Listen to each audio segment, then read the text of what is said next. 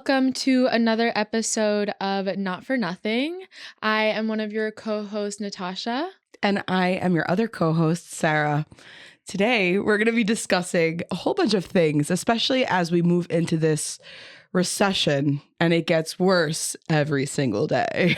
It only gets worse. It only gets worse. So we're bringing back, well, not that we ever left. I think the whole idea here is that Natasha and I were very scrappy people. Yeah. We started our company as being extremely scrappy with zero assets, really, and just began doing what we wanted to do. And it was very hard to jump into cannabis. And like, I don't know what year you started, but it was 2016 for me. Yeah. And same. like in New York, there was nothing going on really. Like it was the same old legacy market stuff that was happening. You could access your products from certain people.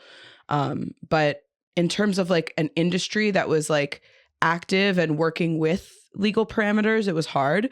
So we started up a lot of our business with the barter economy. It was a lifestyle. Bartering is king. No financial exchange. I love that. And I feel like it's definitely having a resurgence now. It is. Especially as people have no cash monies. Yeah. Having services or connections or ideas. Honestly, most of the time, it's not even about having any of those things. It's mostly about having the like willpower. It is the willpower, like, for sure. Everybody's always like, oh my God, how did you get involved with this? How did you get involved with that? And it's really just about like being there and saying, I'm down to help you. I feel like that's willingness of flexibility too. It's like everything has to be super flexible. Like we were talking about it this morning about this event that I helped throw like 5 or 6 years ago. And it was really like, none of us knew what we were doing. I was like, all right, let's figure out how to do a live stream telethon. I have no idea how it's done, but I'm sure there's a Reddit thread that will explain it. We pitched it around. And like, if you're down to clown.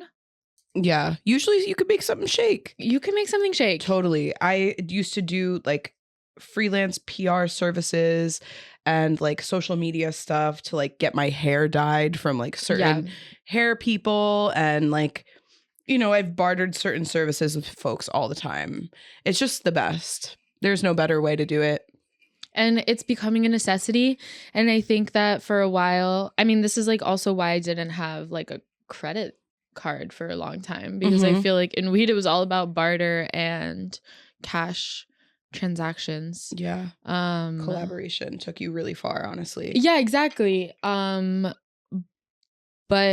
now it got like flooded with venture capitalists and big money and big brands and celebrities, and everybody got kind of comfortable with accepting cash, which is nice because it pays the bills. It definitely does. And it was nice to live that life a little bit where I was like, wow, I could be like a totally normal human being that like has a credit card, gets a lease, has an apartment.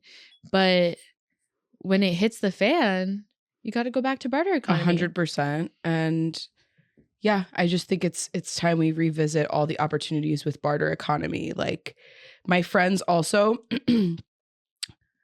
notoriously, I don't drive. Yeah. So I have some friends that are like, I'll take you to the grocery store this week and we'll get everything together, and they'll take me to the grocery store where I can save money and like, just not get groceries delivered or have to like carry them into my house from like far away.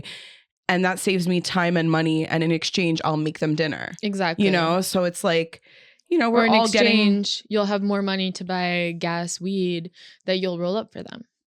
And exactly that. And I always smoke my friends up for like, favors too. Helping your friends win. And that's like the biggest part of the barter economy. And I think that's where people will start to disappear from the cannabis industry, is that you just like need to be in this mentality that one person winning is everybody winning. Yep. That's totally, because having one person that's a good person at the top or in a situation of big conversation and decision making is having a voice for everybody. I agree completely. And we all got focused on being like the best and the most successful and the most viral and all this bullshit. And it's so much more, first of all, productive. I agree. To be more in a commune barter economy vibe.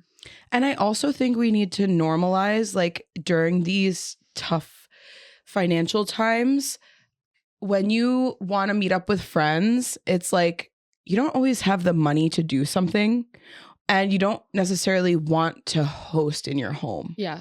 So I think a good alternative to that is being productive together. Whether Yes. that's co-working, and like you can more find the time to like hang out with your friends as you both are working on whatever you're working on.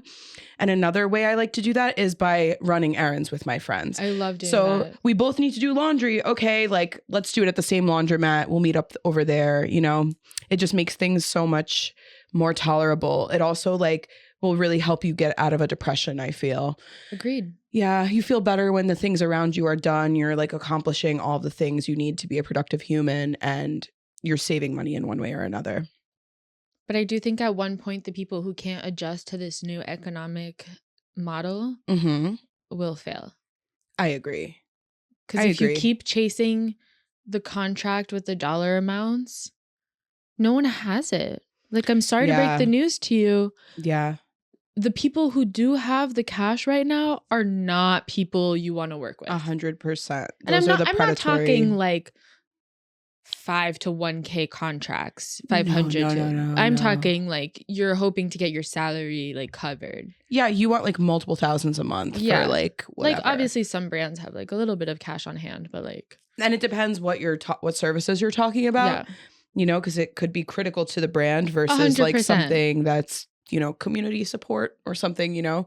But no matter what it is, like consider bartering in your own favor, you know, especially if you're a person chatting with a brand and you want to make bartering a part of it.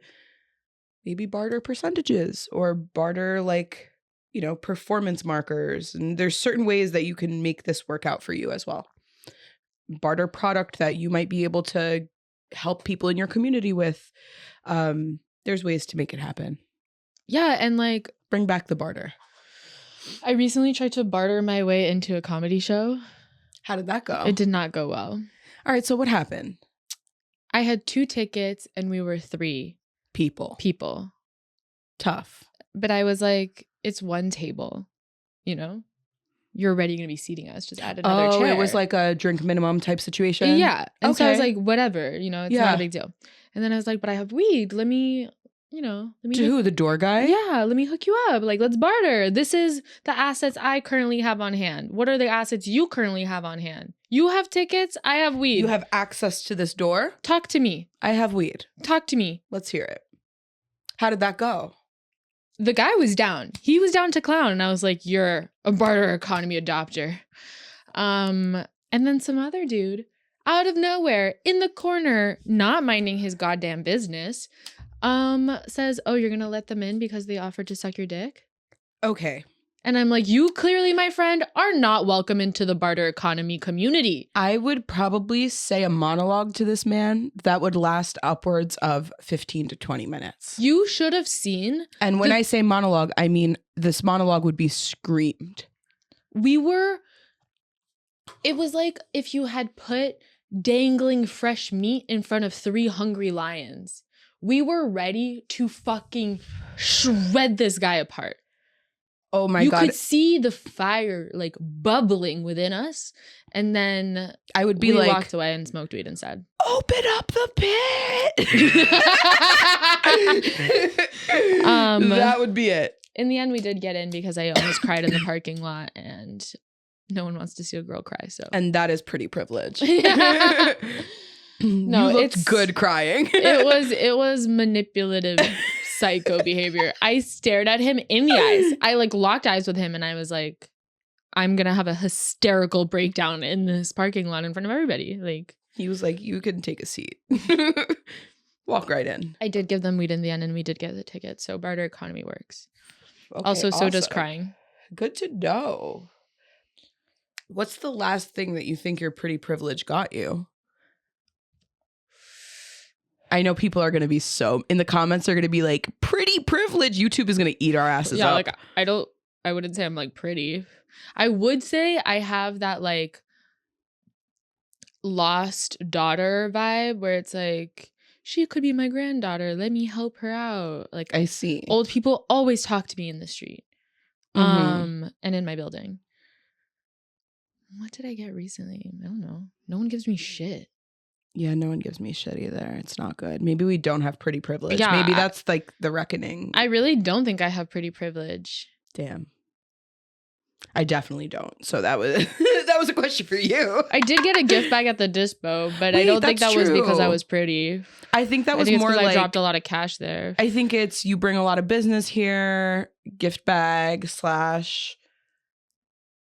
we're obviously heads. Like it's not like we go there. You know what? No, I would like to think it's because I was pretty. It's both. Both. Get you a girl who could do both. Yeah. Okay. So how often would you say that it is appropriate to clean your pillowcases? It needs to be done weekly. Oh. That's like a lot. I would say that the standard has become biweekly. Mm-mm. No, I think that that's like the universal standard. You mean every 2 weeks? That kind of biweekly? Yeah, I think I never know because biweekly could also mean twice a week. It's I hate really that. annoying. There should be a difference between Why? biweekly twice a week versus biweekly twice a month. It makes all the difference. But it could be bimonthly. But people say biweekly meaning twice a month. But they also mean it for twice a week. No, I know. I know. It's so dumb. And bi-monthly, couldn't that be every other month? I think so. I think so. I hate it. Anyways, I clean them weekly because I'm a sweaty sleeper. I clean my pillowcases bi-weekly, not weekly. Well, excuse me. You're nasty. I don't think that's nasty. I think that's the norm. Okay, well. I think you're nasty and that's why your pillowcases need to be washed more frequently here. That is correct. Yeah. Okay, question though. Yes. How often do you wash your bongs? So I don't really like consume / use that much glass. Okay. But I don't like having dirty glass in my house. So for example, let's say you are using a bong for one bowl a day or one like quick little dab sesh. Let's say maybe 5 dabs in one sesh. A day. Okay. How frequently would you need to wash your glass? Again, weekly. I agree, weekly. Like I think bi-weekly meaning multiple times in 1 week. Yeah, I think obviously depending on if it is in a state of dirtiness, it should be cleaned. But if not, even if it doesn't look that dirty, you should still be doing it weekly. Because getting pneumonia from glass and any sort of pulmonary infections Has that happened to you? It happened to one of my friends, yeah. Like it's very real. Was it confirmed from glass? I don't know if it was confirmed from glass, but she was definitely ripping my dirty ass bong in college and it was gross and she got pneumonia. I had pneumonia constantly in college. And then I also think like I really had pneumonia bad. And I also had mono bad. But I was always hitting this same like nasty little pipe that I threw in my purse after I hit it. It could be that. I would just literally, this was before like the era where we have these awesome little silicone things that like cover our ends on glass and you can like toss it in your bag or whatever. And I was literally just taking this bowl, would hit it, would throw it in my bag. It was probably still on fire, like as I'm like putting it in my bag. My friend always used to make fun of me in college for that. Yeah. Okay, I have to talk to you about something extremely important. What? And I feel like you agree with me as well. But why the fuck is everybody on a tea break? Everyone is on a tea break. I don't think we can smoke with anyone right now. We're the only people not on a tea break. What happened? And I gotta say something as well. I'm not going to be on a tea break in the future either. What do you mean? God willing. Like ever in your life? Probably not. Honestly, no. I don't plan it. I don't plan to. It's nice to like take a break, do a tea break, stuff like that. But like, I don't believe in it. I feel like there's this whole trend right now of just like. It's all about the tea break right now. I just don't understand it feels like people think weed is bad. I think that's what tea break culture encourages. I think that it is a form of reefer madness. Yeah, I think we want to take it there. I think the tea break kind of narrative is almost a restigmatization. I think it's important, obviously, to monitor your consumption, and you shouldn't ever mindfully consume. Yeah, mindfully consume. You shouldn't ever be consuming anything. You should be consuming coffee, French fries, everything television. should be moderate. Yeah, like it's not a weed specific thing. I think we are a society that overconsumes everything. So it's good to like, you know, take a week to maybe limit yourself to at night, or like maybe no edibles, no dabs, like rethink stuff. But I also think there's an aspect of the tea break that's overlooked where it's like,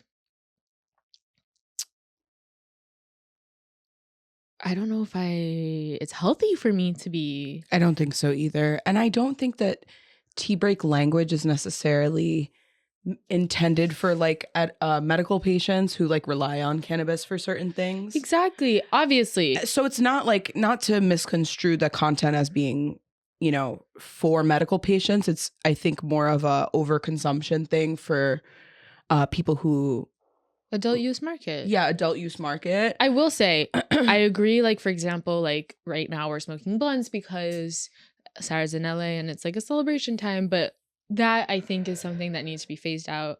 The combination of tobacco and cannabis is not medicinal. You're sounding like Michael Bloomberg right now. Yeah. No, you sound like Mike Bloomberg banning the sodas. I'm extremely addicted to nicotine and have been smoking cigarettes for a long time and vape a lot. So like I feel like I come from a place where I just know that it's not medicinal the same way as just purely cannabis. Yeah, like dry herb vaping. Like I think that yes, if you are somebody who smokes like 20 blunts a day, it's important to, you know, take a little break once in a while. Consider moderation. Get some sea moss, you know, clear out the lungs. Do some steams with oregano oil. But this like new trend of tea break, especially within the cannabis content creator community, I'm seeing like a lot in Oregon and shit. And I'm like, wait, so did you not like any of this? Like, no, it's real. That's very real. That's what I'm saying. I feel like it's like a way for people. You know, maybe it's the parts of these like creators that like is still feeling guilty about consumption. Yeah, I feel like it's like probably guilt based. You know what I'm saying? It's like feeling like, oh, this whole time everything that I'm doing is bad, so I'm doing it less. And it's like, I don't know, maybe during your tea breaks, you realize all of the good things that cannabis does for you. Exactly. I think that's what we're trying to make an argument for, is that like during tea breaks, instead of just being mindful of all of the things that not smoking cannabis is good for, it's important for us to discuss and talk about all of the things you realize that it does for you. Exactly. Because I will say it is nice to take breaks, and I really support my friends who are going through these tea break journeys, because I think it is important to taking a break of anything helps you reevaluate how much you like something. Agreed. Like a person, a place, exactly. Food. It is important to kind of like create the absence to figure out what you want. And one of our friends, Danielle's journey is really cool to watch, because I think she's doing like, and her platform in general has always been about intentional consumption. Exactly. And so it is cool to see her develop like her different types of content and like different types of practices and meditation on tea break, not on tea break. And I like Danielle's content because she also she's going through like a grieving process right now. And she was really transparent about how through her grief, she had been on a tea break. And as she lost a family member that was really close to her, she relied on cannabis and broke her tea break. And I think that that's really beautiful, because it showed that, like, again, it's not a bad thing to give in to cannabis or to like stop your tea break or to change your consumption, because that's mindfulness too. You're being mindful that you need the extra support. And you need healing now. You need some healing. You're a little broken. You need to heal the soul. Exactly. So stay tuned. Watch this space about tea breaks. Yeah, but I do definitely think I'm seeing like a lot on TikTok, especially about like 21 days off of the addiction of THC. Yeah. And I'm like, is somebody paying you to make this kind of content? It seems like lobbyist a little. Yeah. Right? I'm like, in the Midwest, is there like a huge like... I wonder if You know? Dare is still pushing that So in the agenda. I think Are that has been kind of scary to watch, and I don't love that. Burn your Dare shirts. Yeah. Yeah. But yeah, again, it is what it is. But for example, tea breaks are, I've seen a lot of people say that they like break their tea break, especially during their periods. The medical use. And I think that is also super important. And something that like I wish at a younger age, cannabis and plant wellness were promoted as better self-care menstrual rituals. Mm-hmm.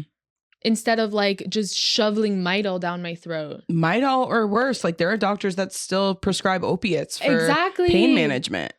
Like what? And so what is your cannabis ritual when it's your special time of the month? It's nothing but dabbing around the clock and taking edibles before bed, or if it's really bad, taking an edible during the workday, low dose, like as low as I can go. Like I try to go literally 1 milligram at a time until I reach a point where I'm like, the pain has subsided and I'm not too high. What kind of edibles? Do you do like sweet, savory, or like just tincture? Yeah, like it doesn't matter. It's kind of like whatever. If like I'm hungry and I haven't like, let's say I haven't made breakfast and I know I need to like eat something and I have like infused oil, I'll just make an egg and put it in the oil. You know what I'm saying? Or because I'm like, most of my edibles are DIY. Yeah. Or I'll make a capsule if I'm like super nauseous and don't want to eat anything. And like, you know, I'll just throw some like activated weed inside of a vegetarian capsule and like pop it. Or I'll take some hash rosin and just put it in the capsule. You know what I'm saying? Like once it's like activated. But yeah. You know what I would say is like a kind of a hack? What? All of, you know, like if you're using an e-rig, how there's some like leftover resin that you like would not like smoke. The reclaim. Yeah. Take your reclaim, and this is like if you're using like a pretty clean device and piece of glass. Like don't do this if it's nasty. Yeah. But like I clean my glass that I'm jabbing out of all the time. I would say like every 2 to 3 days. Okay. That's how often I'm doing it. So I'd say if it's day 1 and I take a bunch of dabs and I'm in a lot of pain, I'll just take that reclaim because it's technically been heated already and like slightly activated. So it's like it goes through like a kind of immediate decarboxylation process. Yeah. You could just put that reclaim in a capsule and take it and you have an edible. That's cool. Basically a free edible.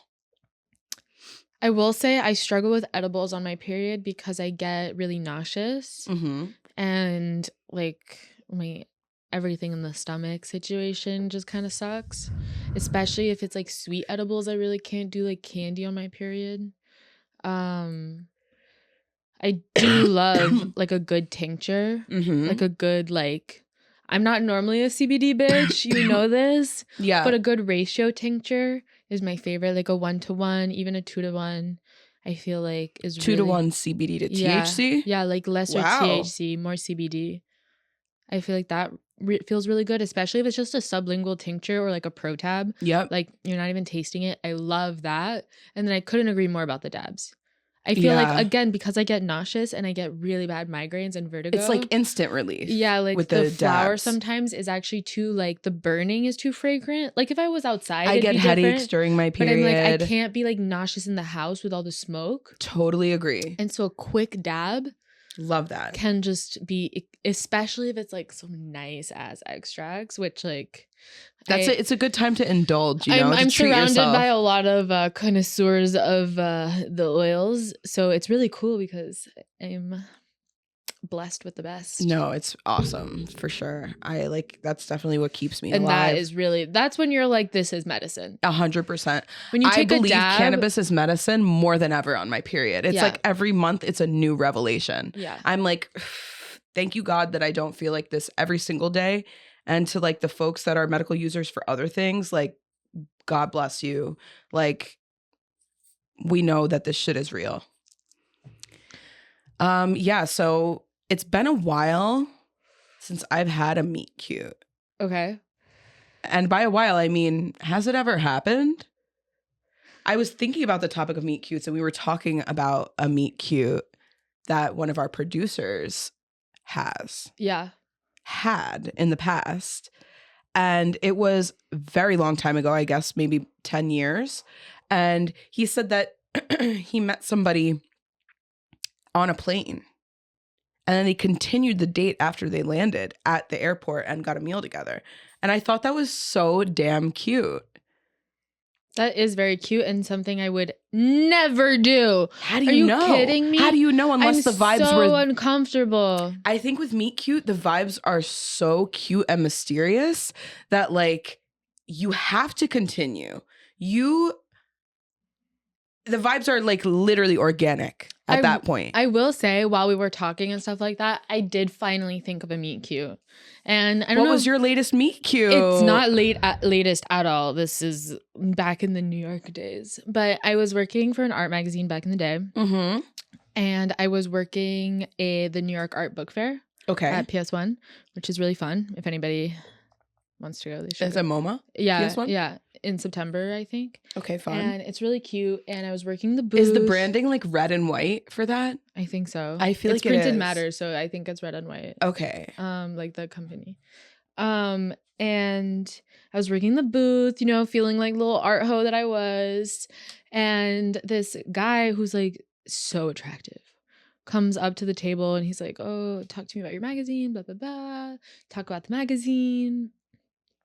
He buys a copy, whatever. He walks away. We have his email from like the mailing list. He ended up interviewing my boss for something else, whatever. Flash forward like 3-4 years after, I'm at a weed party that I'm like co-organizing in New York, and he's there. And so I went up to him and I was like, "Hey, this is so weird, but we met like a few years ago. You bought a magazine for me, and what's up?"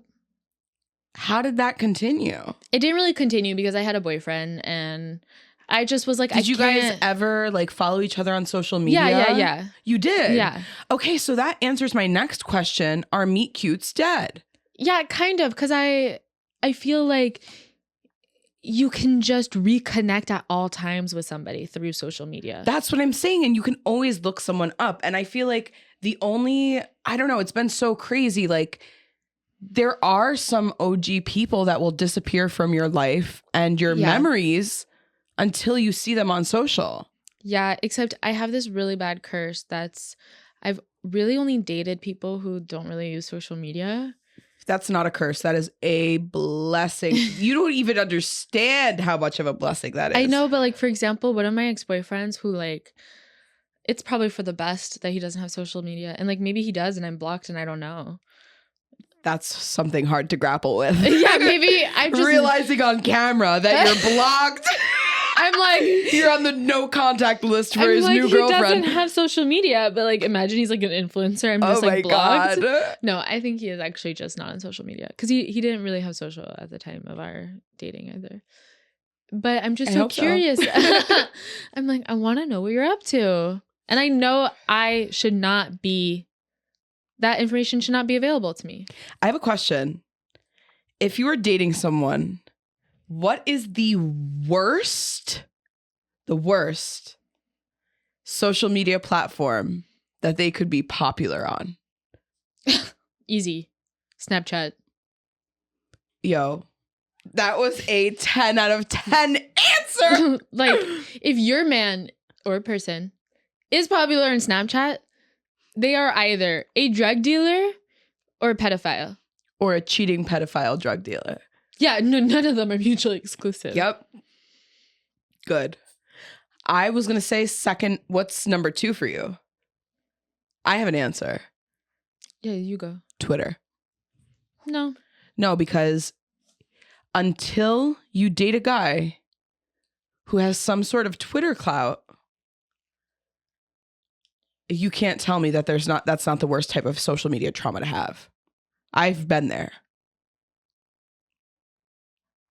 either jokes, especially if they think they're funny. And I say they think they're funny because they're never funny. I hate funny guys. They're the worst. What would you say is the platform that like is the hottest for somebody to be the most viral on? LinkedIn. Yeah, I was going to say if somebody is viral on LinkedIn, I can't. You can't? That's cringe like, to you? You're just part of this like circle jerk. Like everybody's just like it is quite the circle like, jerk. Oh, congratulations, you're at this company. Oh, and I'm launching this product. Congratulations. But I'm not saying like it's sexy to be like a thought leader on there. Oh. It's sexy to have LinkedIn clout. Yeah, but you have to be not mutually exclusive. Oh, you're saying just be a famous for real person, so you're just like who's like just doing shit in your career and people are just posting circle about jerking you. Yeah, I guess that would be the coolest type of clout. I would say Reddit for me. If you're hot on Reddit, like there's only incels on Reddit. Reddit is just the 4chan that currently exists. I disagree. If you're big on Reddit and you're big on, I don't even know between TikTok and Instagram. I think TikTok is like a little it still has that element of privacy. Like Instagram feels like Facebook nowadays. Instagram, like my friends' parents shouldn't be able to find me. Instagram is to Gen Z what Facebook was to the millennials. Exactly. It is like boomery. It's boomery. I can't even say boomery as the insult anymore. It's millennially. No, it's chuggy. It's chuggy. It is a true chug. If you're big on Instagram, you're chug. You're chuggy. I think that's absolutely correct. Right? But I definitely don't think I could ever date somebody who's TikTok famous. I think I could, but I want our relationship to be private. Oh, I was going to say the opposite. I don't want to be a TikTok If you're TikTok couple, famous, I'll kill you better myself. be making 70% content about me. Not me acting in it. It just needs to be about me. Some way or another. Family content makes me cringe so really? hard. Relationship couple content. I'm not saying like couple content. I'm saying like funny content inspired by our funny situations. She's like, I'm so chill. I'm extremely chill. On that note, thanks for watching Not For Nothing. We'll be back every Tuesday with a new episode. Follow, subscribe, and give us a like. We love you. Goodbye. See you next week.